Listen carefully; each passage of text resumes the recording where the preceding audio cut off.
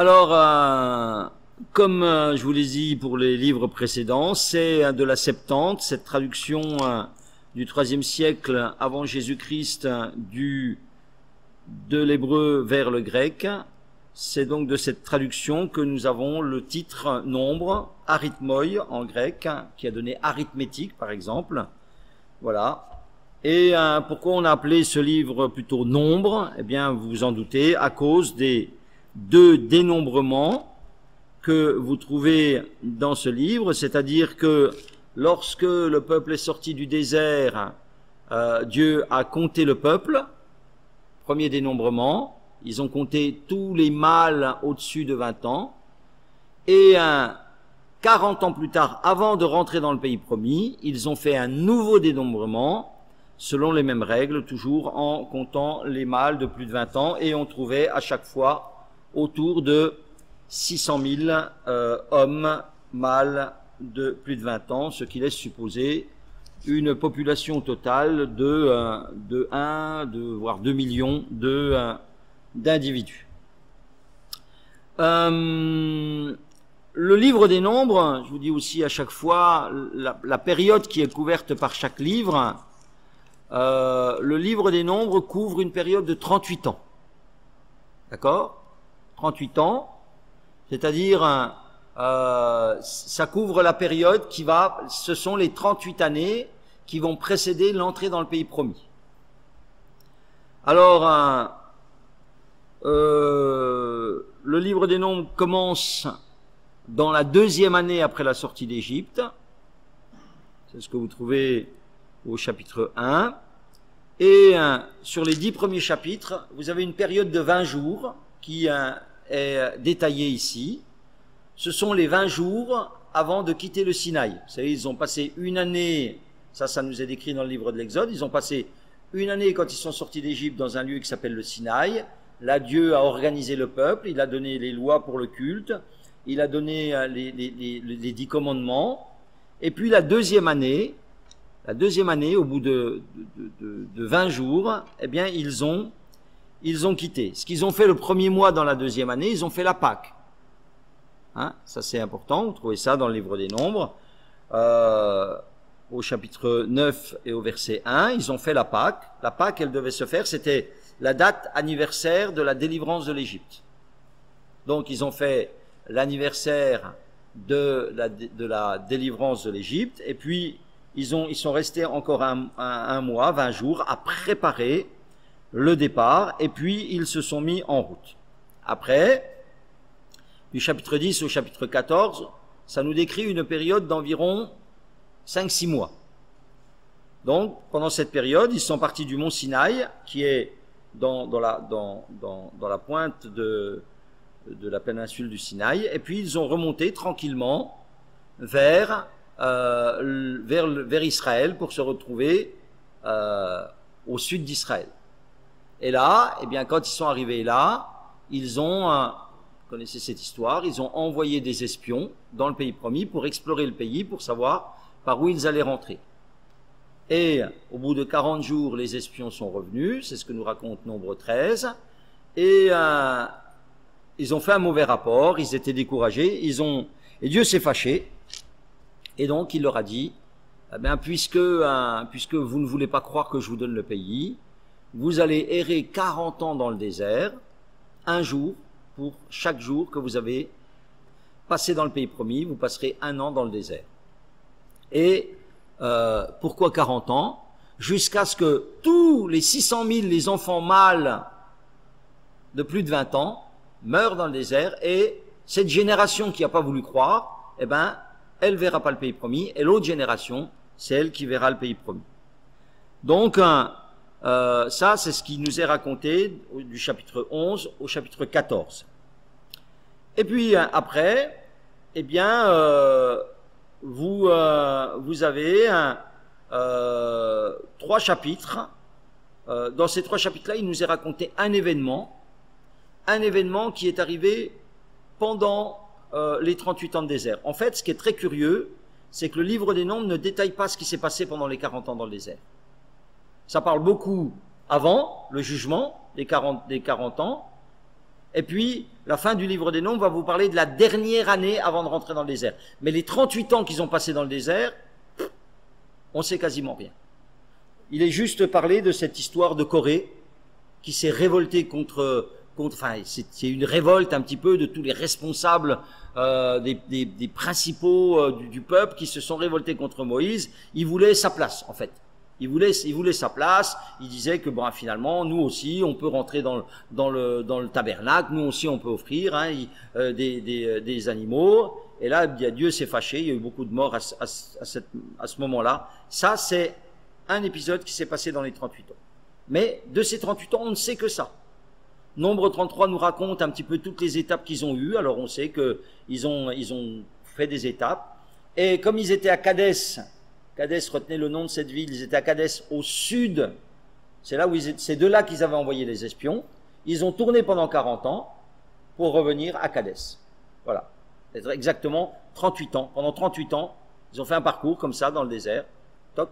Alors, quand on dit désert, imaginez pas que c'était un désert avec du sable, vous savez, désert, ça veut dire que c'était pas des zones habitées, hein, mais ils étaient pas dans un truc où il y avait que du sable à perte de vue, hein, parce que des fois on se dit, si c'est ça, comment ils ont pu vivre là-dedans? Non, désert, ça veut dire que c'était des zones désertiques, mais il y avait des endroits avec des pâturages, il y avait des endroits avec des sources d'eau, il y avait la mer qui était toute proche, parfois il passait près de la mer. Donc, vous voyez, hein, désert, il faut qu'on s'enlève. Nous, si on me dit désert, je pense au Sahara, hein. Et je projette ça sur le livre des Nombres, je me dis, mais c'est pas possible qu'ils aient marché dans le sable pendant 40 ans. Ils n'ont pas marché dans le sable pendant 40 ans. Ils ont marché dans une zone désertique, voilà, mais dans laquelle il y avait aussi de quoi faire vivre les troupeaux et de quoi faire vivre les hommes. Et donc, quand vous arrivez au chapitre 20, eh bien, du chapitre 20 à Deutéronome chapitre 1, qu'on verra là dans 15 jours, là sur ces 10 chapitres, ce qui vous est raconté, c'est la dernière année avant de rentrer dans le pays promis. Et rien que pour cette année-là, vous avez 6 mois qui vous sont racontés dans le livre des Nombres et 6 mois qui vous sont racontés dans le Deutéronome. Le Deutéronome, c'est les 6 derniers mois avant de rentrer dans le pays promis. Ça veut dire que vous allez avoir 55 chapitres pour vous parler des 6 derniers, de la dernière année avant de rentrer dans le pays promis. Vous avez 2 chapitres à peine pour vous parler de 38 ans et 55 chapitres pour vous parler d'un an. Vous voyez, faut pas chercher, quand vous lisez la Bible, pourquoi? Parce que Dieu donne de l'importance à certains événements et, je veux dire, le nombre de chapitres consacrés à un événement vous montre l'importance que Dieu donne à cet événement. D'accord? Voilà. Quand tu dis 55 chapitres, je compte Deutéronome et la fin du livre des Nombres. Hein, de 10 à 36, plus Nombre, plus Deutéronome. D'accord? Voilà. Et donc, dans cette dernière année, quand vous lisez le livre des Nombres, au milieu de la dernière année, vous avez la mort au début de l'année, vous avez la mort de Marie, la sœur de chapitre 20, et puis chapitre 33, au milieu de l'année, de la dernière année avant de rentrer, c'est la mort de Aaron. Voilà. Et Moïse mourra juste avant de rentrer dans le pays promis. Ça, c'était pour, recadrer un petit peu, voyez un petit peu, la chronologie qu'on trouve dans le livre des Nombres. C'est important, hein, parce que des fois, on lit des histoires, on les situe pas très bien, si c'est pendant, avant, etc. Donc voilà, que vous puissiez situer un peu ces histoires. D'accord? Donc, 10 à 14 avant le pays promis, 15, 16, 17, 18 pendant les 38 ans, à partir du chapitre 20, à la fin des 38 ans, presque au moment de rentrer dans le pays promis. Donc, voilà, le livre des Nombres continue l'histoire du livre d'Exode et nous explique quoi? Nous explique que un voyage qui aurait dû durer 11 jours va durer 40 ans. Parce que c'est comme ça que commence le livre de Deutéronome. Il y a 11 jours entre, je sais pas quoi, enfin, en gros, ça veut dire, il y avait 11 jours de voyage pour aller dans le pays promis, mais eux, ils ont mis 40 ans. Donc, ils ont vraiment, ils ont loupé le coche, hein. Je veux dire là, Nombre chapitre, il y a 11 journées depuis Horeb, par le chemin de la montagne de Séhir, jusqu'à Kadès Barnéa. Dans la 40e année, 11e mois, voilà. Hein, c'est le chapitre 11, le verset 3. Donc, c'est cette terrible histoire hein, d'échec. C'est un échec, hein, c'est un échec. Voilà. J'ai l'habitude de vous donner un plan. Voilà, je vous propose un plan très simple. Du chapitre 1 au chapitre 10, au Sinaï. Du chapitre 10 au chapitre 21, c'est le long chemin vers le pays promis. Donc, qui va durer 38 ans et demi, hein, en l'occurrence, là. Et du chapitre 22 au chapitre 36, dans les plaines de Moab, c'est-à-dire du côté ouest, vis-à-vis de Jéricho, ils sont là déjà dans les plaines, et ils se préparent à entrer définitivement dans le pays promis. Ok? Alors vous avez des grands thèmes dans le livre des Nombres, je ne sais pas si vous avez aimé ce livre, c'est un livre qui est très intéressant, hein. Il est plein de belles histoires, hein, des histoires étonnantes, on va en souligner 2-3. Les grands thèmes, un des grands thèmes du livre des Nombres, c'est le thème de la discipline. Hein, ça, c'est un thème qui est important parce que je vous ai dit qu'il y avait un travail de spiritualisation du peuple, d'apprentissage du peuple à penser comme Dieu, à penser les valeurs de Dieu, et dans cet apprentissage, eh bien, il y avait une nécessité de discipline. Vous savez, la discipline, c'est une épreuve. Souvent, on pense que les épreuves, c'est voilà, des coups durs qui nous arrivent, mais la discipline, se discipliner, c'est aussi une épreuve. Pourquoi? Parce que la discipline, c'est pas quelque chose qui nous est naturel. C'est pas naturel à l'homme, la discipline. Ce qui est naturel à l'homme, c'est le laisser aller, voilà, c'est le désordre, c'est ça qui est. Or, quand quelqu'un veut réussir, si un sportif veut réussir, il faut de la discipline. À l'école, si vous voulez qu'il y ait une réussite, il faut une discipline. Dans nos vies spirituelles, il nous faut aussi une discipline. Une discipline à aller à l'église, à lire la parole, à prier, voilà. Et on voit que, par exemple, dans les 10 chapitres du livre des Nombres, quand ils sont là avant de partir, eh bien, ce sont des leçons de discipline permanente. Et j'ai vu ça comme ça, c'est que chapitre 1, vous avez un recensement militaire, et donc on va organiser le camp en 12 corps d'armée. Hein, c'est 12 corps d'armée qu'on organise. Voilà. Ensuite, le chapitre 2 vous dit que c'est un camp très organisé, il n'y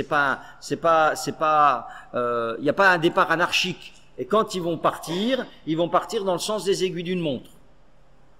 D'accord? Hein, c'est pas je suis prêt, j'y vais. Hein. Non, c'est d'abord telle tribu, et puis quand ceux-là ils sont partis, après c'est ceux-là qui partent, après c'est ceux-là qui partent, et après c'est ceux-là qui partent. De même, le démontage du camp, du tabernacle, on voit c'est très discipliné. D'abord il y a ceux qui enlèvent, il y a une partie de la tribu de Lévi qui enlève ce qu'il y a autour, et puis enfin, je pense qu'ils enlèvent déjà, je sais plus exactement, ils doivent enlever déjà à l'intérieur pour que ça se voit pas, et puis après le tabernacle, et puis après le reste. Et après, eh ben, de telle manière que quand ils arrivaient, ils montaient aussi l'extérieur, et après, etc. Tout était très organisé, très discipliné. Le chapitre 3 vous parle de l'organisation des Lévites. Hein, il y avait 3 familles de Lévites, les uns devaient porter, les autres devaient démonter comme ci, les autres s'occupaient de ça. C'est pas ah ben tiens ah ben si je peux donner un coup de main, j'y vais. Non non non, c'est toi tu es de telle famille, tu fais ça.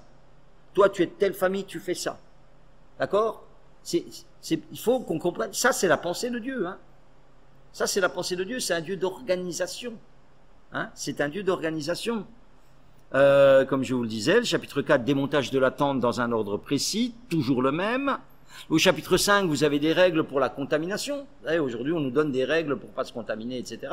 Mais là aussi, hein, il dit, attention, hein, s'il y a une contamination dans le camp, qu'est-ce qu'on fait? Il faut sortir la personne du camp, parce que, geste barrière, hein, distanciation, on n'a rien appris. Hein, là, on est 3500 ans avant nous, ils faisaient déjà ça. Quand il y avait quelqu'un qui était contaminant, ils le mettaient hors du camp, voilà.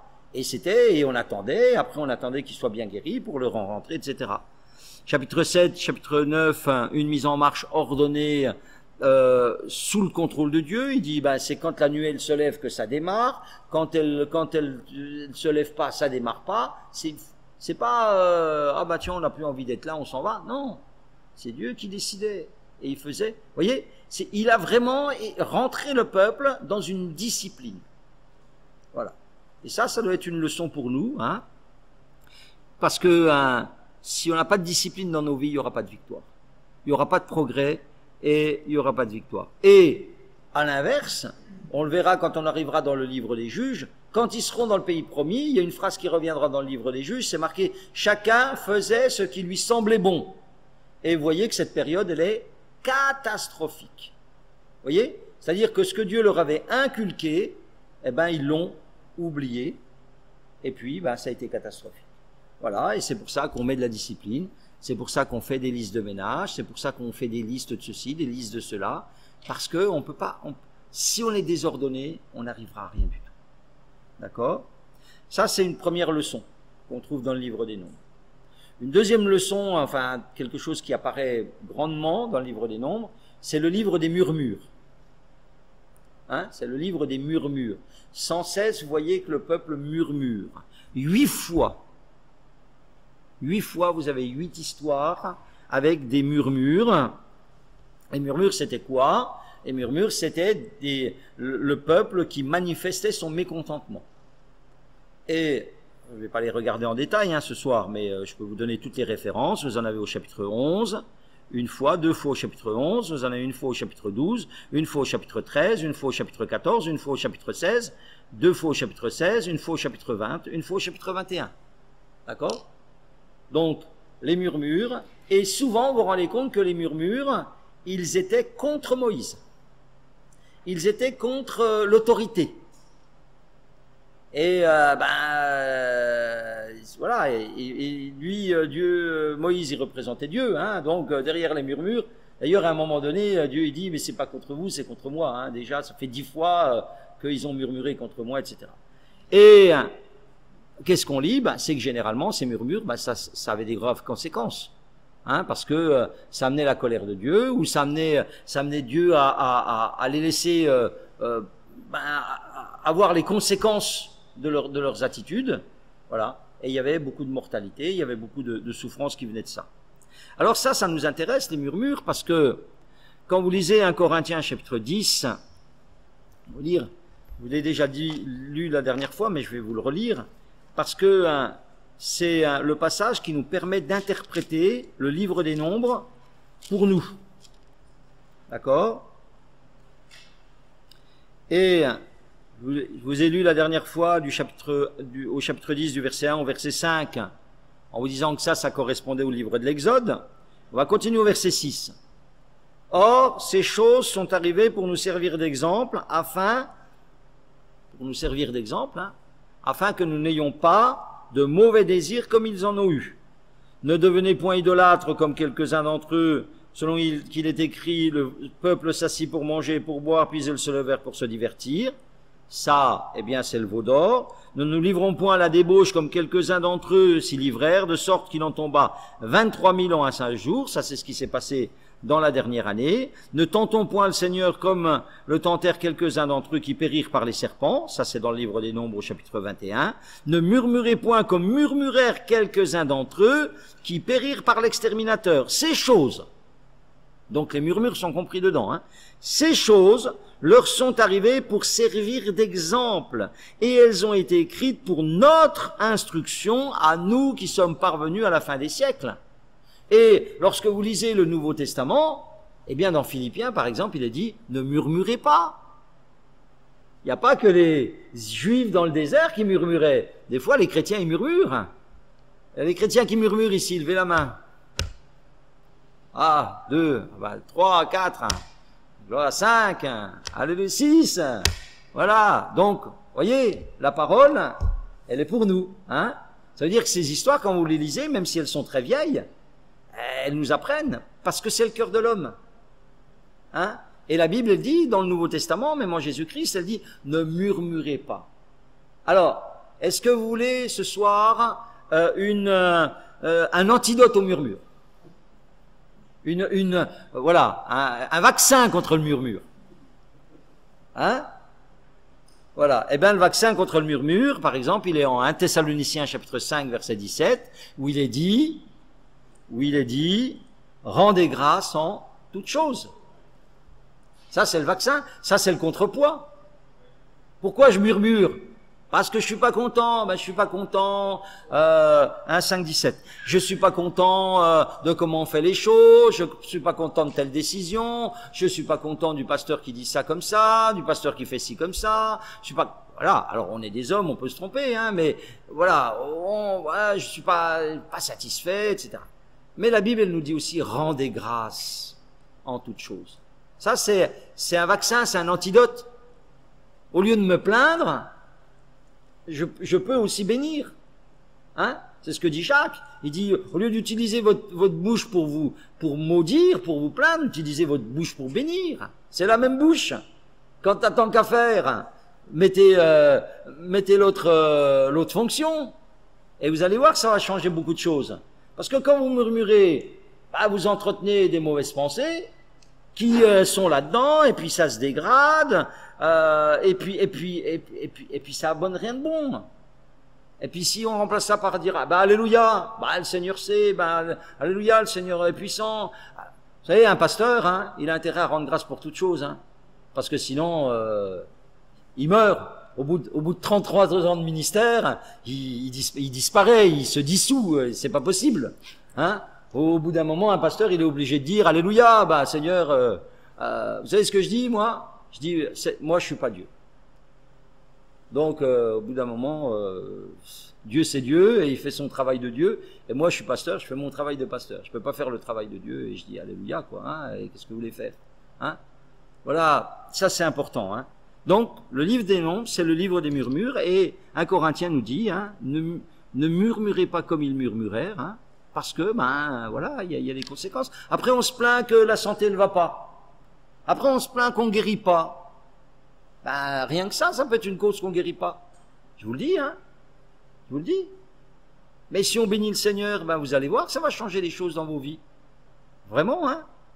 On croit, des fois, oui, on veut la guérison, et puis, mais on se rend pas compte que, aussi, on entretient la maladie par des états d'esprit, par des mauvaises façons d'être, des mauvaises façons de faire.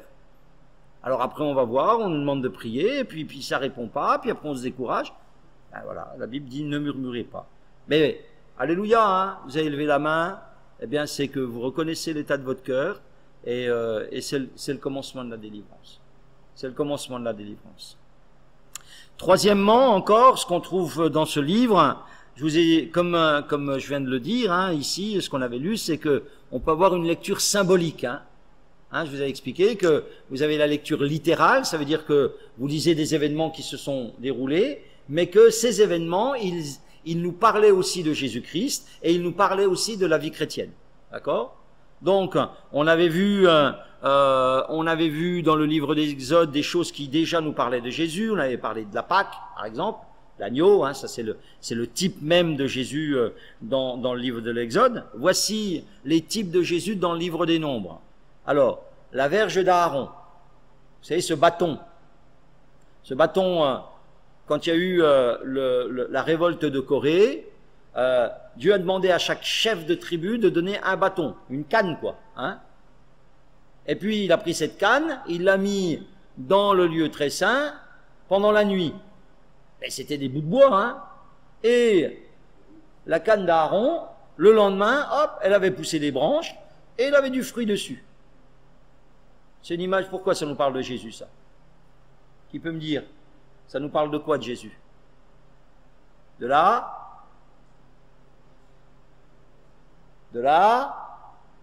résurrection. Très bien. De la résurrection. Hein, c'est la vie. Vous avez des bâtons qui sont morts, mais vous avez un bâton, lui, il vit. Il a la vie en lui. Voilà. Ça, le bâton, c'est une image de la résurrection. C'est un type de Jésus. Vous avez une fameuse vache rousse qu'on brûlait, et puis les cendres, elles servaient à purifier. Eh bien, dans Hébreux au chapitre 9, il est question de cette vache, elle est rappelée.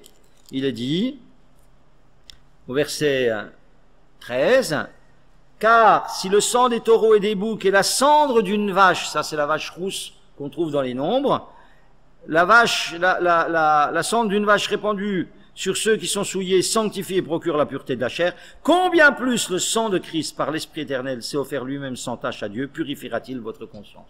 Ah, il dit donc, cette vache-là qui purifiait les gens de leur souillure, elle annonçait, je vous ai dit, hein, chaque fois c'était une ombre. Vous vous souvenez de ce que c'est que l'ombre? L'ombre c'est quelque chose, si vous regardez l'ombre c'est quelque chose d'inconsistant, mais de quelque chose de consistant. Donc, la Bible nous dit que toutes ces choses de l'Ancien Testament, c'était des ombres, c'était des choses inconsistantes, de quelque chose de consistant de la personne de Jésus. La cendre, elle nous parlait du sang de Jésus qui allait vraiment purifier les consciences. Vous avez ce fameux rocher dont on va parler tout à l'heure, qu'on frappait, qui donnait de l'eau, hein, et la deuxième fois, il fallait pas le frapper, il fallait lui parler. C'est une image de Jésus. Christ est le rocher, nous dit 1 Corinthiens 10. Alors il a été frappé à la croix, mais aujourd'hui, on n'a pas à le frapper, il est mort une fois pour toutes, il faut lui parler pour qu'il nous donne sa bénédiction, son eau. Vous avez le fameux serpent d'airain, hein, chapitre 21, ça c'est Jean, chapitre 3, qui nous dit « De même que Moïse éleva le serpent d'airain, il faut que le Fils de l'homme soit élevé. » Hein, Jean 3, 14, si mes souvenirs sont bons. Voilà, ça c'est ce qu'on appelle un type, une représentation dans le passé de ce que serait Jésus dans le futur. D'accord? Et puis, il est question aussi de l'ange de l'Éternel. Hein, parfois, on trouve l'ange de l'Éternel. Alors, on va pas le détailler ici, on aura l'occasion dans d'autres passages de le faire. Mais l'ange de l'Éternel, on appelle ça une théophanie. Une théophanie, c'est un terme un petit peu compliqué de théologie, c'est une apparition de Dieu. C'est pas Jésus, parce que Jésus c'est une incarnation, mais c'est déjà une forme de Jésus dans l'Ancien Testament, parce qu'il a des particularités de Dieu, hein, il n'est pas seulement un ange. Donc, dans l'ange de l'Éternel, quand vous trouvez l'ange de l'Éternel, vous avez ce qu'on appelle une théophanie, c'est-à-dire une apparition de Dieu, qui nous fait penser à Jésus-Christ, déjà dans l'Ancien Testament. On y reviendra, parce qu'on retrouve souvent l'ange de l'Éternel plus tard dans les autres livres. Et puis, vous avez les villes de refuge aussi, qui nous parlent de Jésus. Vous savez, ces 6 villes qu'on avait mis, quand quelqu'un tuait quelqu'un involontairement, pour que le vengeur du sang, alors c'était qui le vengeur du sang? Le vengeur du sang, c'était un membre de la famille qui voulait venger celui qui avait été tué, hein, parce que, voilà, on voulait se faire justice. Mais si c'était involontaire, l'homme, il avait intérêt à courir vers une ville de refuge, et quand il était dans la ville de refuge, on ne pouvait pas le toucher. Voilà. Et ça, c'est une image de Jésus.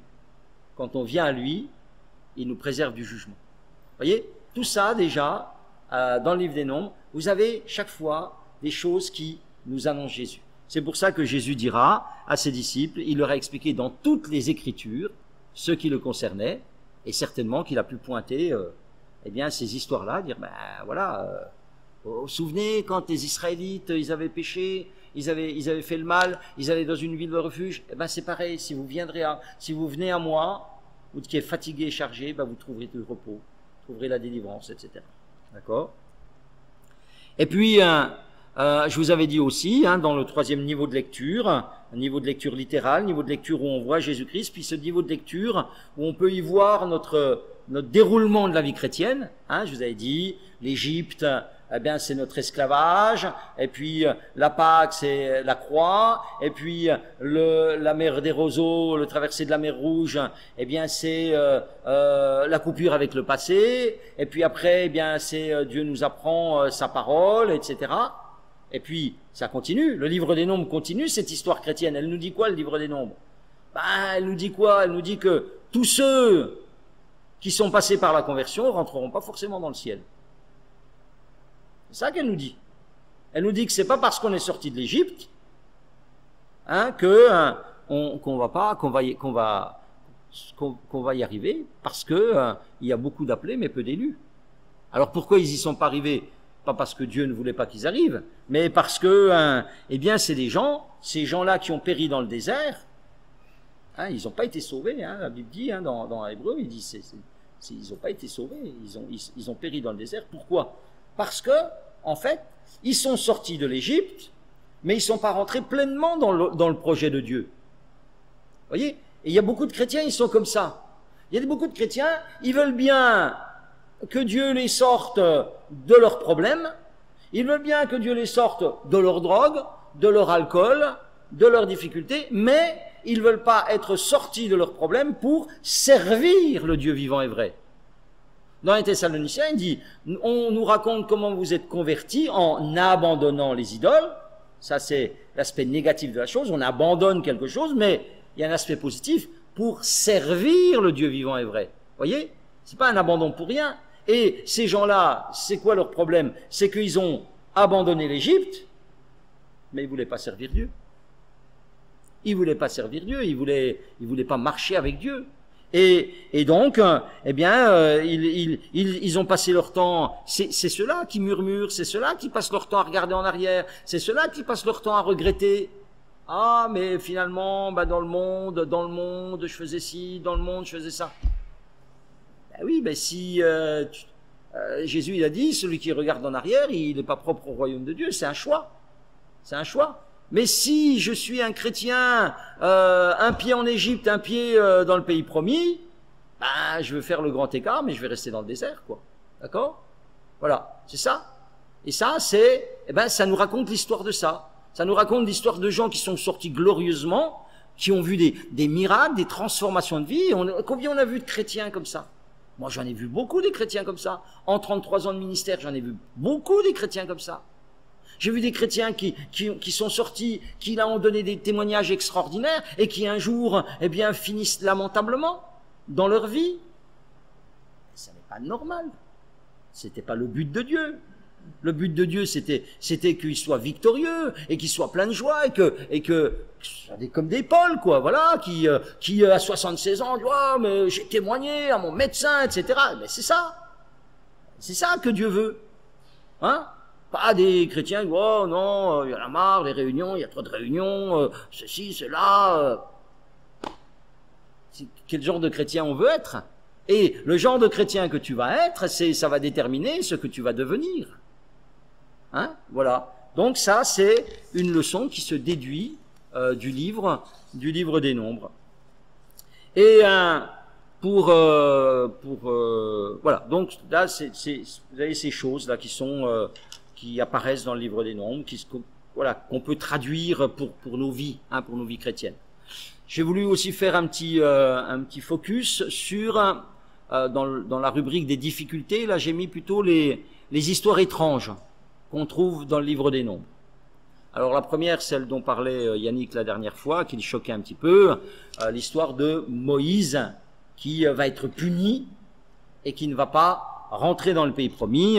On peut relire Nombre 27, 12. Effectivement, hein, on peut trouver que c'est voilà, que c'est dur. On peut trouver que c'est dur. Alors on va essayer d'expliquer ça, on va essayer d'expliquer la pensée de Dieu. Hein. Oui, toi aussi, tu m'as dit hier que c'était sévère. Voilà. Eh ben voilà. Donc moi je vais essayer de vous donner la pensée de Dieu. Hein. Vous expliquer pourquoi Dieu il a fait ça.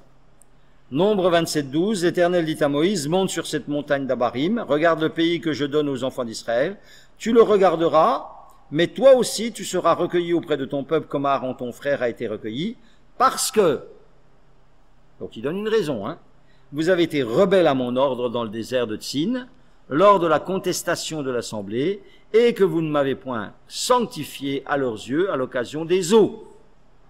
Ce sont les eaux de contestation à Kadès dans le désert de Tsin. Donc, Dieu identifie la raison, et quand on lit le texte, Dieu se fâche, il en a un peu marre de ce peuple, hein, et puis, voilà, il frappe le rocher au lieu de lui parler, alors que Dieu avait dit, tu parleras au rocher. Donc, okay. Alors, pourquoi Dieu agit comme ça? Alors oui, ça peut sembler dur. Comprenez que Dieu ne pouvait pas avoir deux poids, deux mesures. Quand le peuple faisait un pas de travers, il le reprenait. C'est pas parce que c'était Moïse qu'il n'allait pas le reprendre. Tu ne peux pas avoir deux poids, deux mesures. Si vous êtes ou dans une classe ou dans n'importe quelle organisation, eh bien vous devez être juste. Et même le bon élève, c'est pas parce que c'est un bon élève que lorsqu'il fait quelque chose de mal que vous ne devez pas le reprendre. D'accord? Ça, c'est une raison.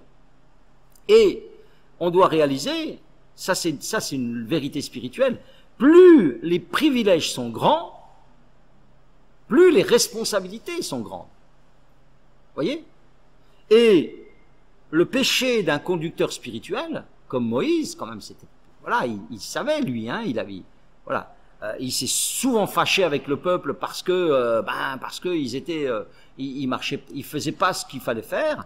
Eh bien, le péché d'un conducteur spirituel est plus grave que le péché d'un simple fidèle. Faut le savoir. Et même le Nouveau Testament qui le dit, hein. J'ai noté un verset avant de venir. Jacques, chapitre 4, chapitre 3. Mes frères, qu'il n'y ait pas parmi vous un grand nombre de personnes qui se mettent à enseigner, car vous savez que nous serons jugés plus sévèrement. C'est aussi dans le Nouveau Testament, bien sûr. On a une responsabilité. Parce que quand on engage les autres, eh ben, on est d'autant plus engagé soi-même. Voyez? Donc, je dirais que souvent le châtiment il est proportionnellement plus grand en fonction de nos responsabilités. Alors, naturellement que Moïse, il est dans le ciel, pas le ciel qui lui est enlevé à lui, d'accord?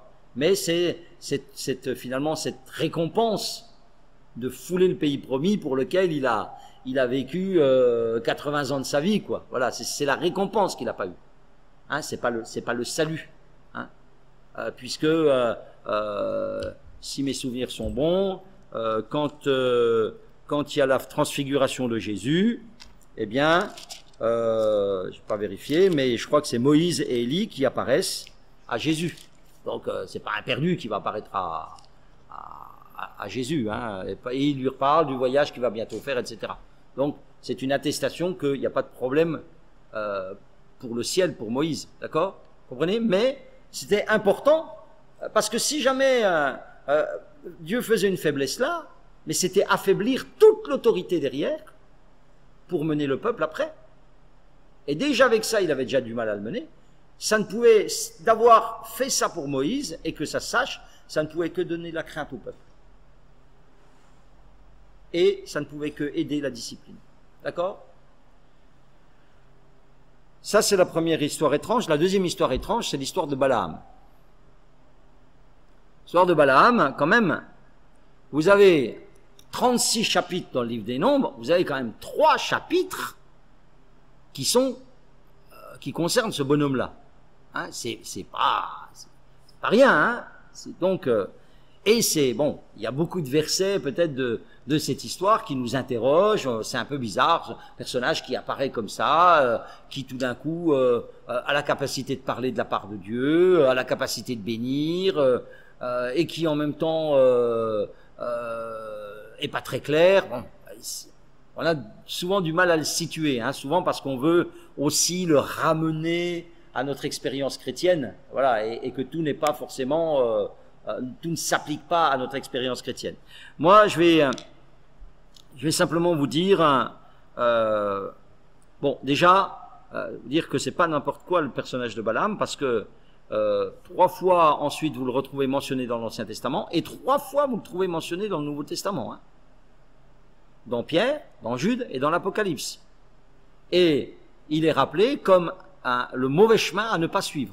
Hein, il dit, certains se sont égarés sur la voie de Balaam. Donc, oui, il y a des chrétiens qui peuvent finalement avoir les mêmes tendances mauvaises que cet homme avait. Qu'est-ce que c'est la voie de Balaam? La voie de Balaam, c'est le service pour des raisons cupides. Voilà. C'est des gens qui font un service, mais pour en obtenir des avantages matériels. Parce que c'est ça, hein. En fait, il est allé parce qu'on lui avait promis de l'argent, des honneurs, etc., etc. Voilà. Et vous pouvez avoir, la Bible dit dans le Nouveau Testament, des gens qui, eh bien, marchent pour les honneurs, pour la gloire, pour l'argent, pour des bénéfices matériels et pas pour la gloire de Dieu. Bon, je ne vais pas rentrer dans le détail de la vie de Balaam, je voulais simplement souligner un petit aspect. Nombre 24.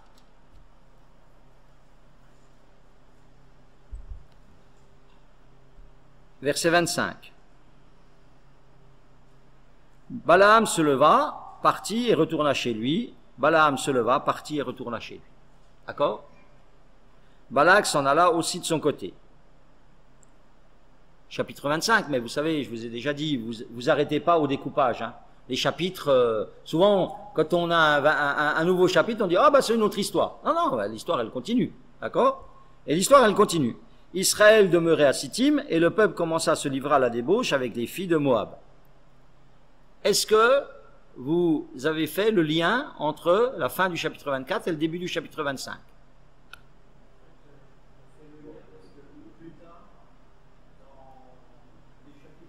Ouais. Voilà. Voilà. Voilà. Donc, quel est le lien entre ces deux choses-là? C'est que Balaam, on l'a appelé, on l'a fait venir à prix d'argent pour qu'il maudisse le peuple.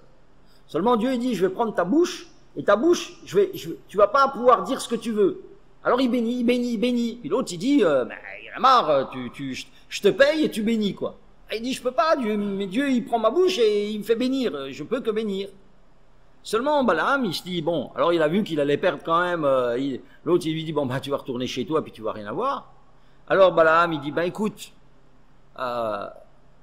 je peux pas maudire, mais, et c'est ça qu'il a dit à Balak, qu'on comprend en lisant le texte que je vais vous lire, il a dit à Balak, moi je peux pas les maudire, mais je peux te donner le moyen pour qu'ils soient maudits. Si jamais tu les fais tomber dans l'idolâtrie, Dieu va se fâcher contre eux et la malédiction va venir. C'est ça qu'il leur a enseigné. Et c'est marqué, Nombre, chapitre 31.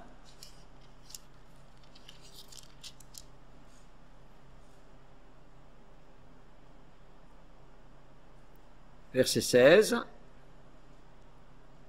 Voici, ce sont elles, donc toutes ces femmes de Madian, ce sont elles qui, sur la parole de Balaam, ont entraîné les enfants d'Israël à l'infidélité envers l'Éternel dans l'affaire de Béor, et alors éclata la plaie dans l'assemblée de l'Éternel.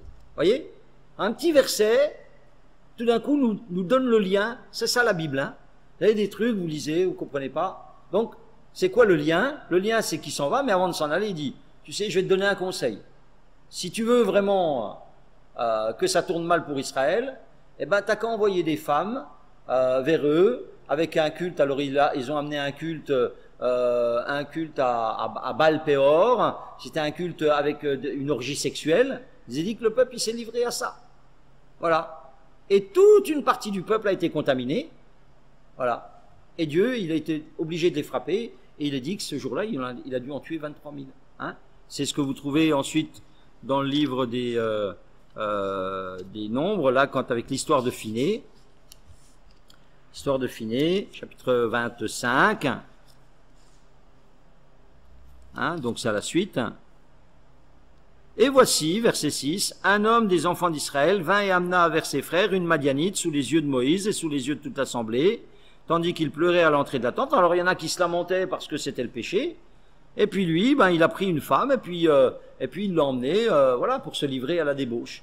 Et il est dit que, et la plaie s'arrêta parmi les enfants d'Israël. Il y en eut 24 000 qui moururent de la plaie ce jour-là. D'accord? Donc, la Bible, c'est un puzzle. Et elle fonctionne comme un puzzle. Et des fois, vous ne comprenez pas. Et tac, tout d'un coup, vous allez lire, des fois dans le livre, mais des fois dans un autre livre, vous allez trouver une pièce qui dit, ah bah tac, elle rentre là, et alors, ah bah ouais, tout devient clair. Hein? C'est pour ça que vous devez lire la Bible d'une manière suivie, d'une manière attentive. C'est pour ça que vous pouvez la lire et la relire, parce que parfois, vous savez, une pièce, vous comprenez pas l'importance, et puis à force de lire, dire, ah bah tiens, ça me rappelle ça. Ah bah tiens, je comprends. Voyez. Et juste pour finir, parce que c'est l'heure, vous avez deux dénombrements. D'accord? Et moi, c'est des trucs que je me suis amusé à faire, c'est de faire le classement des tribus, de la première à la dernière. Voilà.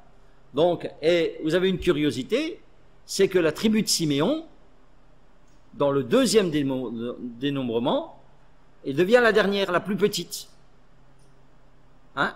Une dégringolade, ils sont passés de 3 ou 4e à 12e. Ils ont perdu énormément de monde. Et quand vous lisez l'histoire que je viens de vous lire, qu'est-ce que vous lisez? Que ce type-là, des enfants d'Israël, qui a amené vers ses frères une Madianite, il est dit, verset 14, l'homme d'Israël qui fut tué avec la Madianite s'appelait Zimri, fils de Salu, il était chef d'une maison paternelle des Siméonites. C'était un chef de la tribu de Siméon. Et lui, il a été tué, il y a eu la tribu qui s'est solidarisée avec lui, probablement, et dans les 24 000 qui ont été tués ce jour-là, eh bien, il y a en gros les gens de la tribu de Siméon. Et vous voyez que le différentiel entre le premier dénombrement et le deuxième dénombrement, il est d'environ 23 000. Donc, vous voyez, une histoire vous explique une autre histoire. Et ils ont été bêtes, parce qu'après, dans le livre des Nombres, il dit, eh bien, en fonction du dénombrement, vous répartirez le pays. Ceux qui seront beaucoup, vous leur donnerez une grande partie de territoire. Ceux qui seront peu, eh ben, ils auront une petite partie de territoire. Eh ben, Siméon, voilà, le péché t'a fait perdre la vie de beaucoup et t'a fait perdre la bénédiction, le territoire quand tu rentreras dans le pays promis. Voilà. Eh ben ça, c'est des leçons qu'on retire quand on lit le livre des Nombres.